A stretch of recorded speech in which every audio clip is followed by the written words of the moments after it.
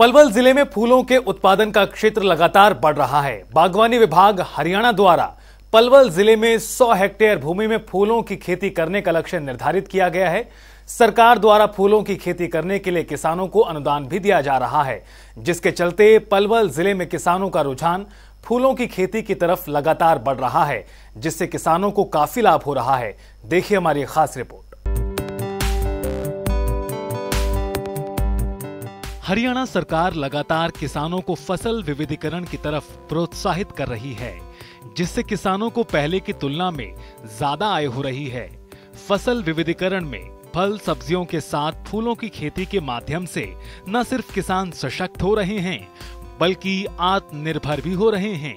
हरियाणा सरकार इसके लिए किसानों को अनुदान भी देती है, जिसका किसान भरपूर लाभ उठा रहे हैं और इस क्रम में फूलों की खेती को लगातार बढ़ावा दिया जा रहा है। और आपको बता दें कि पलवल जिले में फूलों के उत्पादन का क्षेत्र लगातार बढ़ रहा है। बागवानी विभाग हरियाणा द्वारा पलवल जिले में 100 हेक्टेयर भूमि में फूलों की खेती करने का लक्ष्य निर्धारित किया गया है। 100 हेक्टेयर क्षेत्र में फ्लावर्स के ऊपर अनुदान देने का प्रावधान हरियाणा सरकार ने किया है। इसके मद्देनजर अब तक हम लगभग 7 किसानों को 20 एकड़ के आसपास का अनुदान राशि जारी कर चुके हैं। ये सभी किसान फिलहाल मांदकौल के हैं, जिसमें ओमवीर सन ऑफ जोगिंदर और Sumer son of Ranbir Singh, Amardeep son of Tekchand, Dinesh son of राउंड सिंह और Amit son of Karan Singh, Chatar Singh son of Ranbir Singh, Hitesh son of Ajit Singh. इसके अलावा पारोली में भी एक फार्म हाउस है, उस पे भी किसानों ने 8 एकड़ में फ्लावर्स की खेती की है। इसके अलावा घोड़ी गांव है, पातली कला है, पातली खुर्द है, सैदपुर है, इन सब में फ्लावर्स की खेती की जाती है।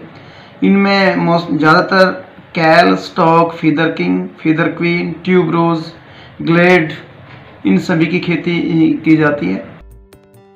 जिला बागवानी अधिकारी डॉक्टर अब्दुल रजाक ने बताया कि योजना के अनुसार अभी तक 7 किसानों को 20 एकड़ भूमि में फलों की खेती करने के लिए अनुदान दिया जा चुका है। जिले के गांव मानकौल के कई किसानों ने भी योजना का लाभ उठाया है, तो वहीं गांव पारौली में भी किसानों द्वारा 8 एकड़ में फूलों की खेती हो रही है। इसके अलावा गांव घोड़ी और पातली कला में भी फूलों की खेती की तरफ लगातार लोगों का रुझान बढ़ रहा है।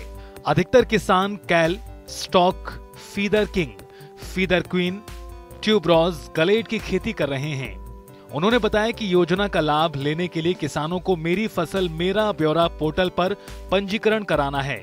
बागवानी अधिकारी ने बताया कि किसानों को फूलों की खेती करने के बारे में लगातार जागरूक किया जा रहा है। किसानों को प्रशिक्षण भी दिया जाता है ताकि बेहतर ढंग से फूलों का उत्पादन हो सके।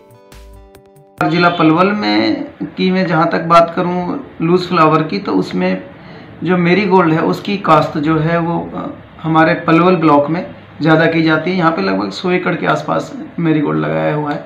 इन सभी के ऊपर हम लगभग जो लूज फ्लावर है उस पर 6400 रुपये प्रति एकड़ के हिसाब से अनुदान राशि है। और जो बल्बस फ्लावर है उसमें हम बल्बस में 16,000 से 24,000 रुपये प्रति एकड़ के हिसाब से अनुदान राशि किसानों को दे रहे हैं।